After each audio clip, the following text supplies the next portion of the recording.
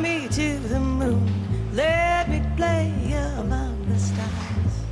Bom, pessoal, e hoje, quando nós estávamos indo até a Galeria Olido, né, acompanhados pelo professor Dalmo, para assistir o filme Essential Killing, para a matéria do professor Renato Negrão, nós encontramos uma personalidade assim que eu acredito que seja conhecida de todos, o Christian Peterman. Ele que trabalha como comentarista de cinema no programa Todo Seu da TV Gazeta, né, aquele programa do Rony Von, para o jornal Folha de São Paulo e também para a revista Rolling Stone. E ele decidiu dar uma entrevista para nós ali, foi super atencioso, e essa entrevista que você vai conferir agora na íntegra. Vamos lá? In other words, please be true. In other words, I love you. Bom, Christian, eu queria saber se o Essential Killing atendeu às suas expectativas e por quê.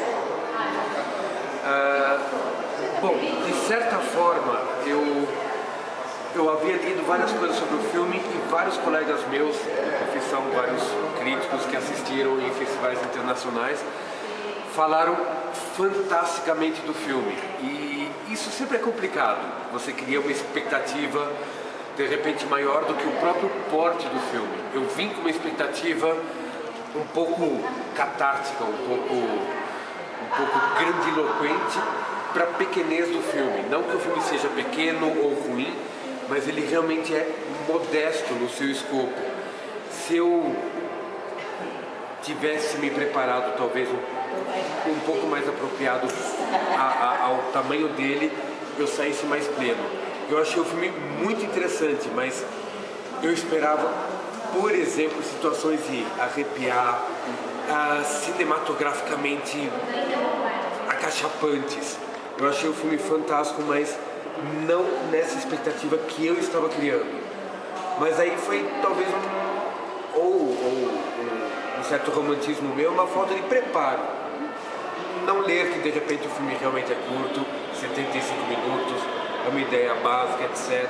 Eu teria talvez saído um pouco mais, mas o filme é muito legal. É que a minha expectativa foi acima do que o próprio Jerzy Skolimowski estava propondo.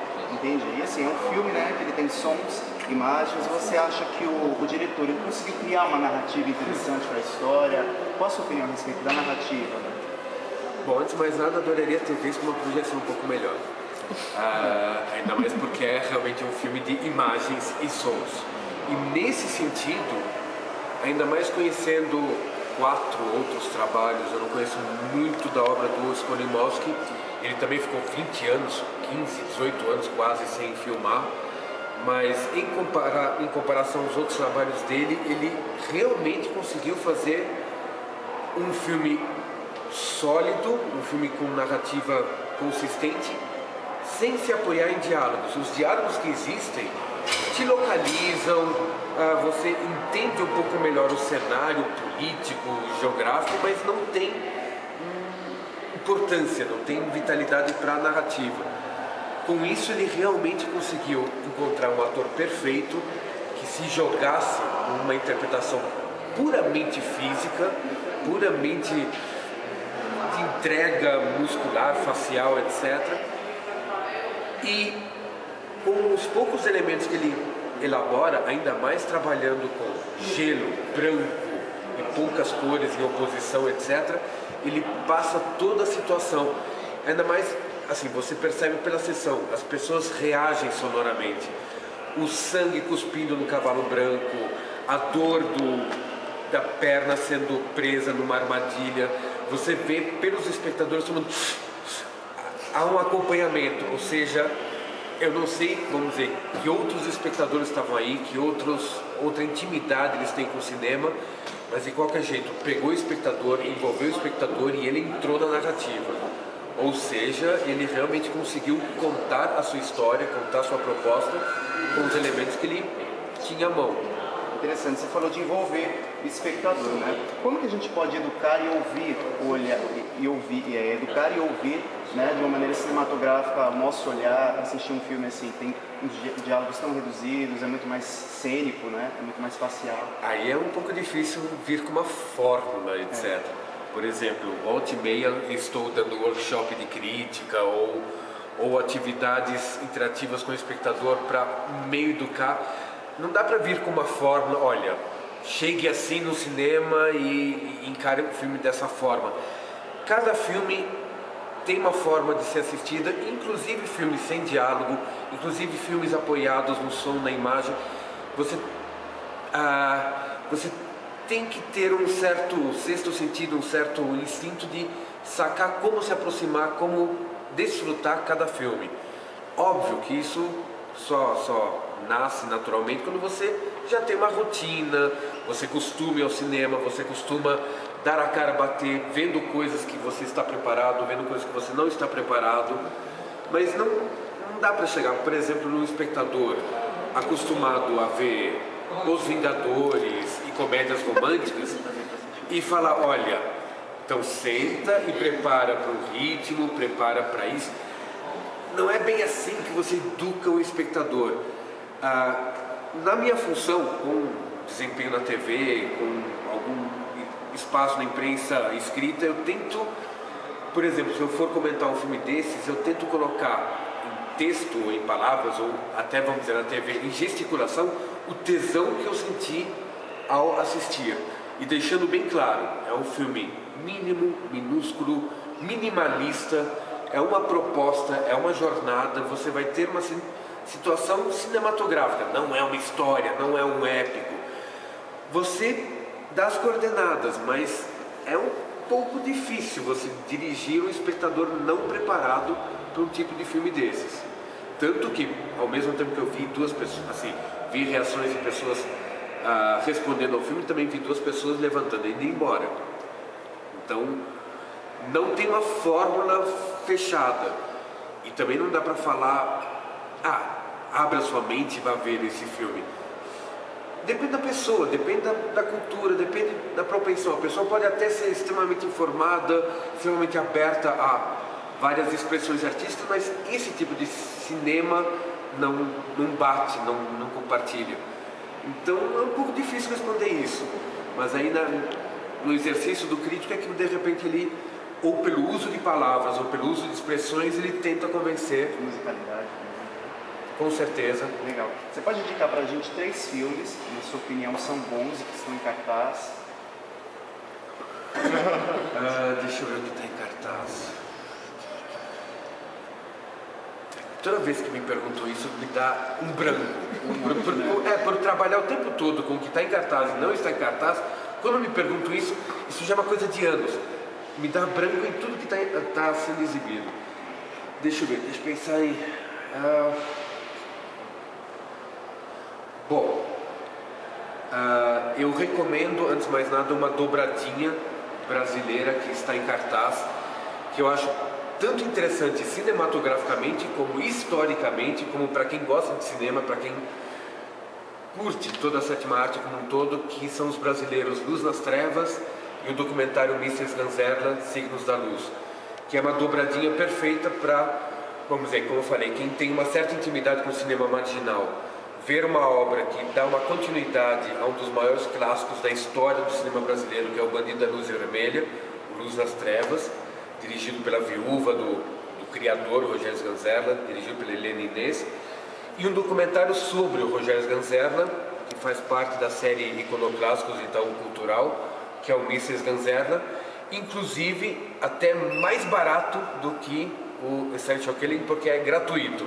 Todos os filmes do Itaú Cultural dessa série Iconoclássicos, quando são lançados, está em cartaz em 2 horários, um no Frei Caneca, um no Espaço Unibanco, é uma sessão gratuita. E o legal desse documentário que apresenta o Sganzerla, dirigido pelo Joel Pizzini, é que é um filme mosaical, é um filme colagem, é um filme com todos os suportes, linguagens que existem no Bandido da Luz Vermelha, traduzido para um documentário apresentando uma figura. Então esses 2 filmes brasileiros representam, por enquanto, algumas coisas do que de melhor foi lançado em termos de cinema nacional, e é cinema nacional criativo, pulsante, interessante, eu acho fantástico. Luz nas Trevas e o Mises Ganzerla. Agora uma última pergunta. Existe algum filme que você já assistiu, que dá para selecionar e você disse, esse filme realmente tem uma história legal, esse filme me marcou? Existe algum? De tantos? Uma coisa que eu percebi com o passar dos anos é que filmes que marcam são um pouco características da juventude. Sem querer tirar o ânimo de todos, assim, continuem indo ao cinema, eu continuo indo ao cinema, mas marcar filme que realmente fica na tua história, que você acaba revendo, que tem um valor emocional ou maior, é uma coisa meio de primeiro contato, de ser desvirginado, de assistir filmes ainda com uma certa ingenuidade. Hoje em dia, com toda a carga que eu tenho, filmes me fascinam, filmes me impressionam, mas marcar, ultimamente, é meio difícil acontecer. Eu estou dando um workshop de crítica no Oswald de Andrade, até 2 alunos eu chamei, assim, amanhã estarei às 7h30 no Lido, quem quiser estar presente, assistam. 2 alunos estiveram comigo, mas não esperaram o final do filme, vou comentar na aula. Eu cheguei a comentar ontem que, por causa da expectativa, eu esperei vir para me arrebatar. Eu gostei, mas não me arrebatei. Mas assim, hoje em dia, um filme que eu ainda coloco aqui, eu tinha loucura para ver, porque eu não tinha idade quando foi lançado. Assisti em reprise, foi fantástico, se transformou no meu primeiro VHS importado comprado, na coleção. Até hoje é um filme que eu revejo com a mesma paixão, o mesmo fascínio. A primeira versão, não a versão depois remontada, e é dentro do gênero que, como cinéfilo, é meu gênero favorito, que é ficção científica, é Blade Runner, é o Caçador de Androides. É um filme que ainda, hoje em dia, 20 anos depois de eu ter visto pela primeira vez, mantém um fascínio fantástico, representa para mim tudo que é o sedutor do cinema, dentro da ficção científica, do entretenimento, de um filme com uma marca de autor, um filme com assinatura, um filme com personalidade, um filme fácil. Eu colocaria realmente o Blade Runner. Beleza? Valeu. Ok?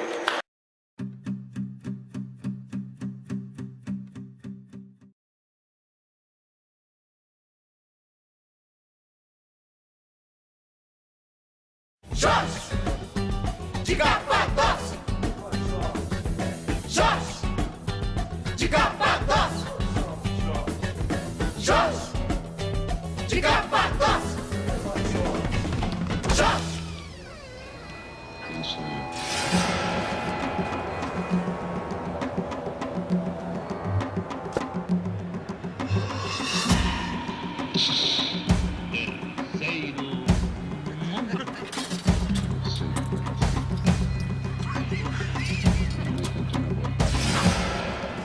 Sempre tive vontade de acertar. $2. Não foi assim que eu ensaiei pra morrer.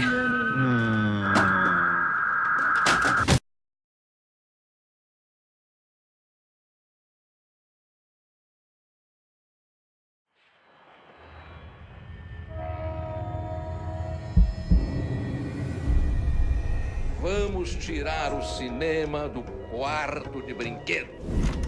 Alô, Brasil, alô, América do Sul, alô, idiotas também, alô, topeiras, cineastas frustrados de todo o país. Eu quero dizer pra vocês o seguinte, quem não entendeu até agora não vai entender nunca.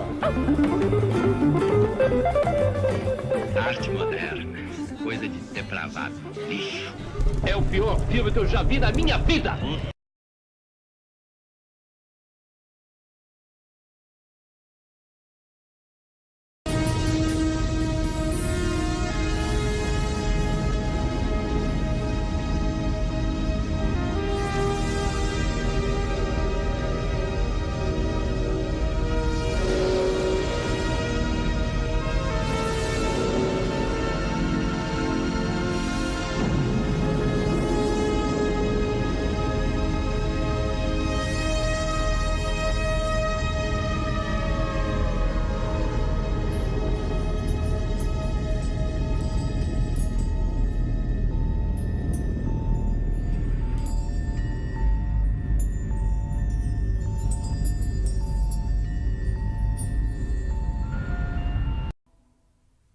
And so you're back from outer space. I just walked in and found you here without sight. that look upon your face. I should have changed my stupid luck. I should have made you leave your key. If I had known for just 1 second you'd be back to bother me. Go on now, go. Walk out the door.